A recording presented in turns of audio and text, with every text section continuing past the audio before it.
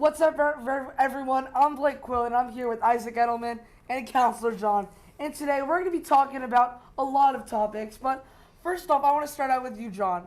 Lionel Messi coming to Inter Miami on a huge move. A lot of big money coming to his way. What do you think about the effects and, what's going to happen with him coming to the MLS? Well, Messi is, of course, not the first European star to make his way to MLS. But you look at the previous big names, David Beckham, Zlatan Ibrahimovic, Higuain.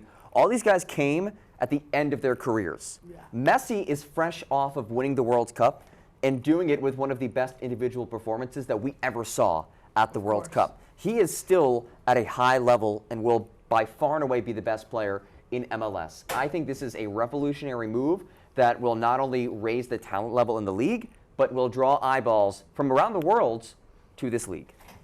Of course, I completely agree. Let's slide over to you, Isaac. There's so much to digest because you have an Inter Miami stadium that's not that big.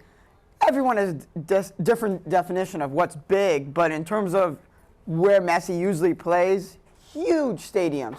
Let's talk about people getting to see Messi. Messi rarely comes to America, probably only a few times a year.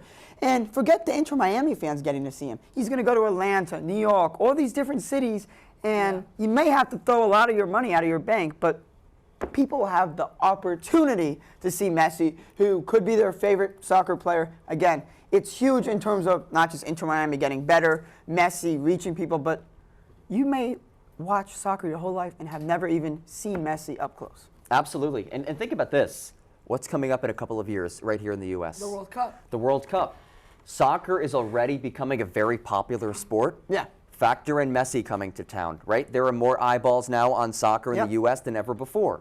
The U.S. national team on the men's side is getting a lot better. The women's team has always been there. But on the men's side, the World Cup coming up right here in 2026, there will be hype through the roof for that year. I'm excited, and I think that Messi will really elevate just the sport in general in the U.S. I completely agree with both of you guys, and as an Inter Miami fan, I'm very excited too. And also, you mentioned Atlanta.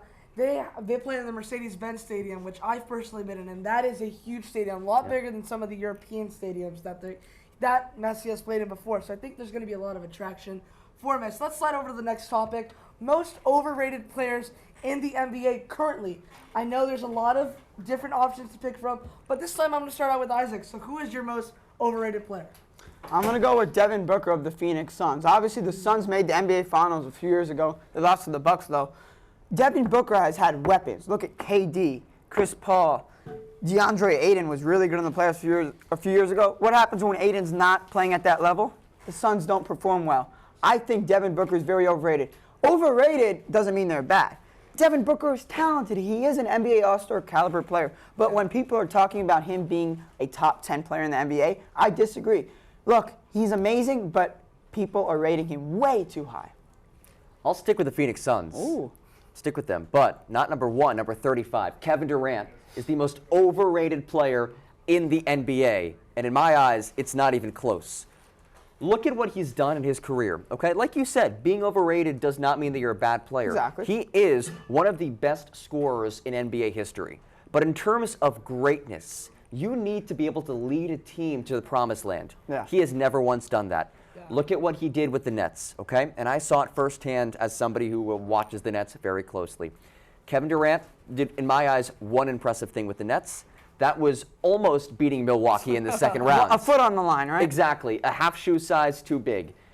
If he makes that shot and it's a three, I think the Nets win the championship. But either way, it did not happen, okay? Exactly. Look at what he has done in Phoenix. I mean, I know it was a short time there, but they were bounced in the second round. I think the guy is an incredible scorer, very good basketball player, but he's overrated because he has not led a team, a Kevin Durant-led team, to a championship. I mean, I don't disagree with you. I guess we can agree that maybe the Phoenix Suns are overrated. So you're hearing it here first. Isaac and John, the Phoenix Suns are the most overrated team in the NBA with two of the most overrated players. And I completely agree with both of you guys. I mean, Kevin Durant, only one with Stephen Curry, Draymond Green, and all those guys. Yep. And Devin Booker, he's been great in the regular season, hasn't had the playoff wins to show for it. I completely agree with you guys. And let us know what you guys think, all of our viewers at home, because I know everyone has different opinions. Thank you so much for tuning in to Pardon the Interruption. I'm Blake. I'm John. And I'm Isaac. Thank you so much and have a great day, everybody.